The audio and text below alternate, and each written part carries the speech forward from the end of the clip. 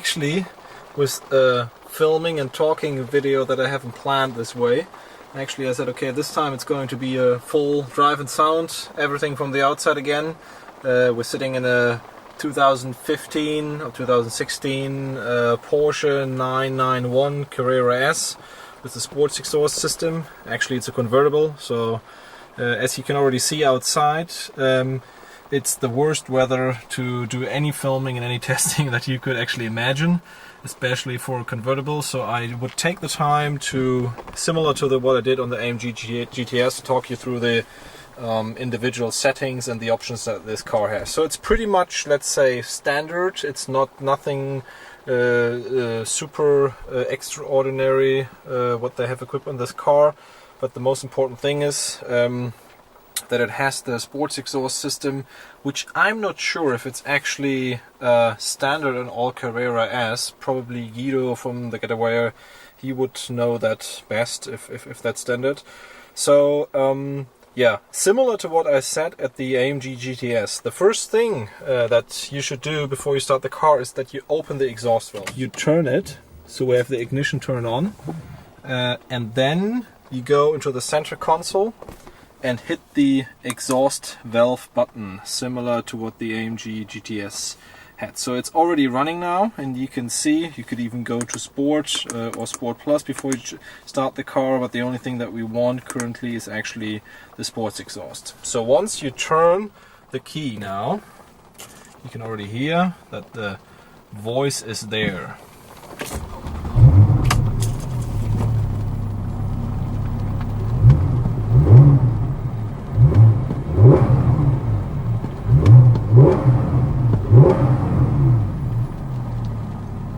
So that's a very, very nice and deep voice that the 6-cylinder 3.8 liter engine has.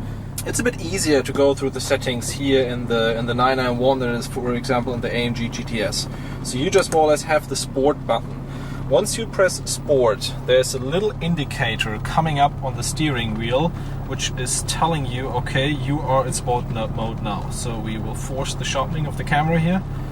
Nice one. So the camera shows that we have Sport, and if you can already see it, there's a plus down below that once I hit the Sport Plus, that's also going on, or everything is turned off. So let's say Sport first, which means the gear changes are a lot faster, throttle response is a lot faster, and I don't think by default that the exhaust valves are opening, but maybe they are. Maybe let's try that.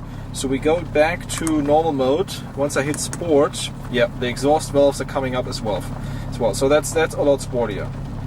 Sport Plus then really puts the chassis into go-kart driving. You can already see that the dampers, the electronic dampers, are now going to even sporter one. The steering, what I experienced on the Autobahn, is a lot sharper then.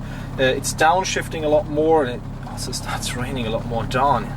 And yeah, it's really, really fun to drive that. You can really feel it's different to the AMG GTS, which is more or less always there. The torque is always there. Even in comfort mode, you always have the power.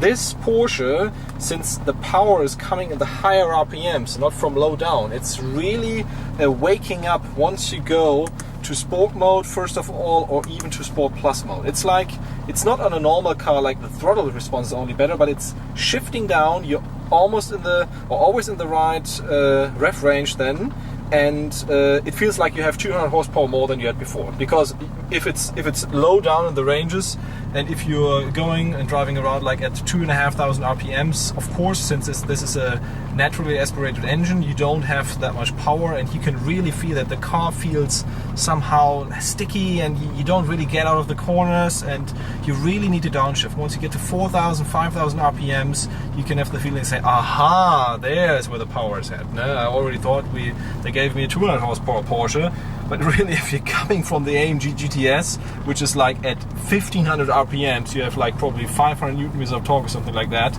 You're coming to a car that at 1,500 RPMs has almost 0 Newton meters. And that's definitely something that you feel, and that really makes the difference between those cars.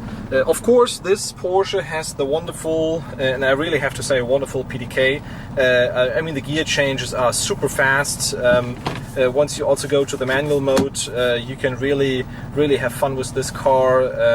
Yeah, I'm really amazed. I was amazed in the past always by this transmission, and I still am. Have to say, it's for me, it's one of the fastest shifting double clutch transmissions on the market. The AMG GTS one is amazing as well, I have to admit that, but Porsche really stepped up from Audi and Volkswagen in the past when they developed this PDK transmission and made those gear changes seamless and even faster than you wouldn't think faster is even possible. Okay guys, so this is more or less it here. We have pouring rain, and I hopefully will have the chance to do a few more driving scenes tomorrow. Probably not enough to put up the roof, or put down the roof actually, but let's see. I get to love this car a little bit more. I will have another 100 or 200 kilometers tomorrow that I'm driving, and I'm really looking forward to some more driving scenes. I'll keep you posted as usual, and despite this horrible weather, I just hope that we will have the chance to also have the usual acceleration runs and drive-in sounds.